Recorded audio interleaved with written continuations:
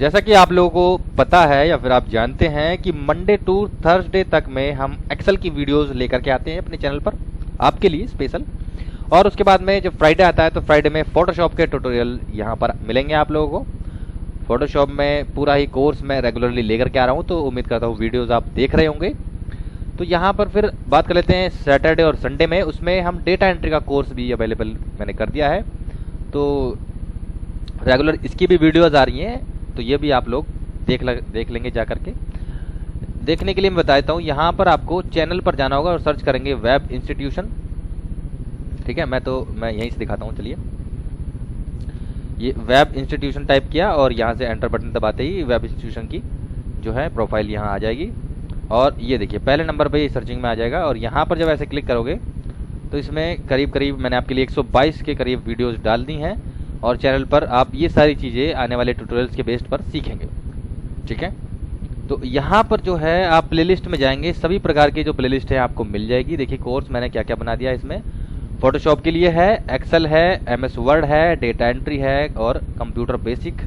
तो ये सारे टॉपिक पर हम रेगुलरली डिस्कस कर रहे हैं अभी। तो फिलहाल के लिए बिना किसी देरी करते हुए हम बढ़ते हैं वीडियो की तरफ। थोड़ी सी एक रिक्वेस्ट है आप लोगों से कि आप चैनल पर अगर नए हैं तो आप उसको सब्सक्राइब कर लें। यहाँ से बात कर लेते हैं, जैसे कि आपको स्क्रीन पर दिखाई दे रहा है, डिफाइन नेम के बारे में हम जानेंगे। डिफाइन नेम में आने वाले जितने भी ऑप्शंस हैं सभी इस वीडियो में कंप्लीट हो जाएंगे, तो वीडियो को लास्ट तक आपको देखना होगा, तभी प्रॉपर वे में समझ आएगा। अब बढ़ते हैं बिना किसी तरीके वीडियो पर। तो यहाँ से देखिए सबसे पहला ऑप्शन मुझे मैं दिखाता हूँ, एक सेकेंड। तो आपको जो है करना क्या होता है, जब किसी भी टाइप का फॉर्मूला आप अपने एक्सेल सॉफ्टवेयर में इस्तेमाल करते हैं तो उसमें फॉर्मूले के अंदर जो भी आप सिलेक्टेड रेंज देते हैं, ठीक है, उसका बहुत बड़ा उपयोग होता है।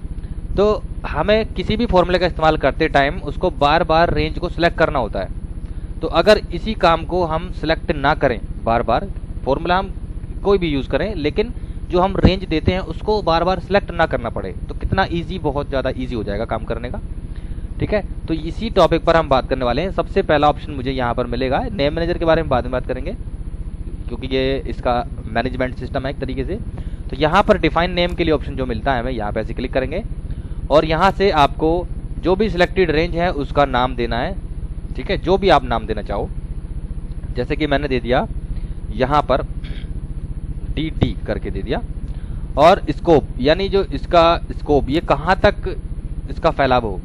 ठीक है, तो वर्कबुक यानी इस पूरी बुक में जितनी भी शीट्स आएंगी वो ये फॉर्मूला सभी शीट्स पर काम करे, या फिर जिस शीट पर हम काम करें, जैसे किस पे है शीट 1 पर, तो शीट 1 पर काम करे, शीट 2 पर काम करे या फिर शीट 3 पर काम करे। तो जिस पर भी आपको काम करना है सिंपल उस पर ऐसे क्लिक कर दें, वो उसका स्कोप उसी रेंज में काम करेगा। तो हम जैसा कि वर्कबुक सेलेक्ट कर देते हैं कि ये हर जितनी भी इस वर्कबुक में हम शीट लें उन सभी शीट पर यह फॉर्मूला काम करे, या ये ऑप्शन जो काम करे। यहाँ पर रेफर पूछ रहा है, तो रेफर के लिए जहाँ भी आपने क्लिक किया होगा ये क्या करेगा, उसको ही मान लेगा।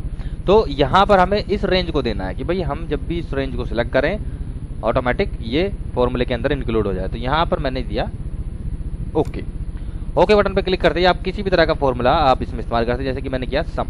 तो यहाँ पर आपको सिलेक्ट करने की नीड नहीं है, जो भी आपने टाइटल दिया था इस हेडिंग का। तो यहाँ पर DD मैं ऐसे टाइप करता हूँ और एंटर प्रेस जैसे ही हम करते हैं, देखिए DD मैंने टाइप करते ही ऑटोमेटिक सिलेक्ट हो गया, हमें सिलेक्ट करने की नीड नहीं है। आप इसको किसी भी बड़े से बड़े डेटाबेस पर इस्तेमाल कर सकते हैं और एंटर बटन प्रेस करते ही इस रेंज का टोटल यहाँ पर आ जाएगा। मैं दिखाता हूँ, एक बार सिलेक्शन कर लिया और यहाँ पे देखेंगे 651 यानी आंसर हमारा सही है। इसी तरीके से आप एवरेज निकालना चाह रहे हैं तो AVG टाइप किया और यहाँ से DD प्रेस करते ही एंटर बटन दबाएंगे, ऑटोमेटिक इस रेंज का जो है हमारे पास एवरेज निकल के आ जाएगा 65.1, यानी आंसर हमारा एकदम एग्जैक्ट है। तो इसी तरीके से आप जो है इसका इस्तेमाल कर सकते हैं।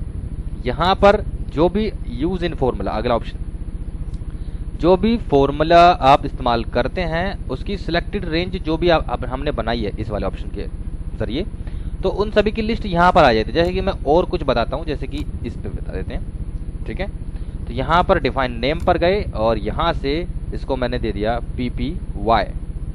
ठीक है, और यहाँ से सिलेक्ट तो है ही है, अगर ना हो तो इसको सिलेक्ट कर लें। ओके बटन पर क्लिक करते ही अब एकदम से फिर नया जो है फॉर्मूला आ गया, जो कि आपको इस लिस्ट में भी मिल जाएगा। ठीक है, तो इसको इस्तेमाल कैसे करना है वो भी मैं बता देता हूँ। मैनुअली इक्वल प्रेस किया, यहाँ पर देखिए मैक्सिमम मुझे निकालना है, ब्रैकेट ओपन किया और यहाँ से चाहो तो आप PPY इस टाइप से टाइप कर सकते हैं, या फिर यूज इन फॉर्मूला। देखिए बाकी सारे ऑप्शन गायब हो गए, सिर्फ यही काम कर रहा है। यहाँ पे ऐसे क्लिक करेंगे और इस रेंज में से जो भी आपको इस्तेमाल करना है उस पर सिंपल ऐसे क्लिक, वो यहाँ पे आ गया और एंटर बटन दबाएंगे। बटन प्रेस करते ही यहाँ पर उसका जो है देखिए मैक्सिमम यहाँ पर ऑटोमेटिक आ गया। अब एक बात कर लेते हैं मैनेजमेंट की। तो यहाँ पर देखिए मैनेज में आप इसको दोबारा से एक नया बना सकते हैं किसी भी टाइप का, इसको एडिट कर सकते हैं और डिलीट कर सकते हैं। ये कैसे होगा, यहाँ पे ऐसे क्लिक करेंगे, एडिट पे गए, यहाँ से फिर से वो ही नाम खुल गया और DDY मैं इसको कर देता हूँ और इसकी जो रेंज है वो थोड़ी सी इंक्रीज कर देते हैं, जैसे कि यहाँ पर दिखाई दे रही है। तो ये वाली रेंज है, इसको मैंने थोड़ा सा इंक्रीज कर दिया यहाँ से यहाँ, 2-3 एक्स्ट्रा इसमें सेल्स ले लिए हैं और ओके।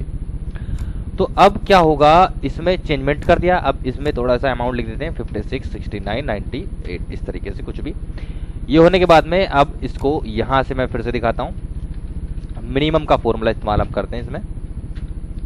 ठीक है, और DDY इस टाइप से टाइप करना, वो देखिए ऑटोमेटिक क्या हुआ, ये सिलेक्ट हो गया। एंटर बटन करते ही इसका जो है मिनिमम फॉर्मूला यहाँ पर काम कर रहा है।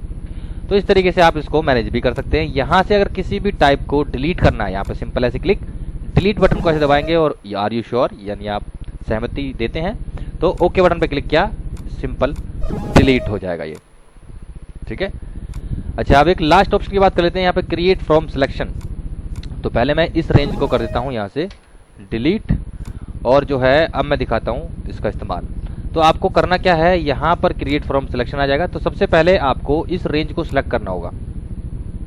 ठीक है, और यहाँ से क्रिएट फ्रॉम सिलेक्शन पे गए और यहाँ से अब ये पूछेगा कि जो आपकी जो हेडिंग्स है, जो टाइटल है ऊपर डेटाबेस में, वो आपके कहाँ पर है, टॉप रो में है, यानी जो भी आपने रेंज को सिलेक्ट किया हुआ है उसके टॉप साइड में है, या फिर लेफ्ट कॉलम्स में है, या फिर बॉटम रो में है, सिलेक्टेड रेंज के बॉटम रो में, और सिलेक्टेड रेंज के राइट कॉलम साइड में। तो जो हेडिंग्स है वो कहाँ पर है, ठीक है, समझ रहे हैं पॉइंट। तो यहाँ पर टॉप रो वाला जो ऑप्शन है वो हमारे हेडिंग जो है टॉप, यानी जो हमारी सिलेक्टेड रेंज है उसके टॉप साइड में, टॉप रो में। यहाँ पे ऐसे क्लिक किया बाय डिफॉल्ट और यहाँ से ओके, ओके पे क्लिक करती, जितने भी हेडिंग्स हमने यहाँ पर बनाई है उसके अकॉर्डिंगली सभी के सभी ऑप्शंस यहाँ पर जनरेट हो जाएंगे। अब आप इस फंक्शन को किसी भी फॉर्मूले में आप इस्तेमाल कर सकते हैं, जैसा कि मैं दिखाता हूँ। यहाँ पर सम मैंने यहाँ पर टाइप किया सब, और देखिए इसमें से किसी भी को भी लेना, जैसे मुझे लेना है सब्जेक्ट 5, और टैब बटन दबाया, एंटर बटन दबाते ही यहाँ पर देखिए उसका टोटल सब्जेक्ट 5 रेंज का टोटल यहाँ पर आ गया। ठीक है, इसी टाइप से एवरेज निकालना है किसी का भी, तो एवरेज के लिए मैंने सब टाइप किया SUB, और मुझे सब्जेक्ट 2 के जो है मुझे निकालना होगा एवरेज, तो एंटर बटन दबाते ही यहाँ पर ही आ गया। तो इस तरीके से आप मल्टीपल सिलेक्शन एक साथ ही कर पाएंगे ताकि आपको सिलेक्ट करने में इजी हो जाए, और काम इससे बहुत ज़्यादा फास्टली होता है। तो वीडियो अगर पसंद आई है तो प्लीज़ लाइक बटन जरूर दबा के जाना होगा, और जितना हो सके उतना शेयर कर दें, और चैनल पर नए हैं तो सब्सक्राइब कर लें। मिलते हैं इसी तरह के इंटरेस्टिंग टॉपिक के साथ में अगली वीडियो में, यानी कि कल ट्यूसडे को। तो तब तक के लिए thank you so much, take care, bye bye and love you guys.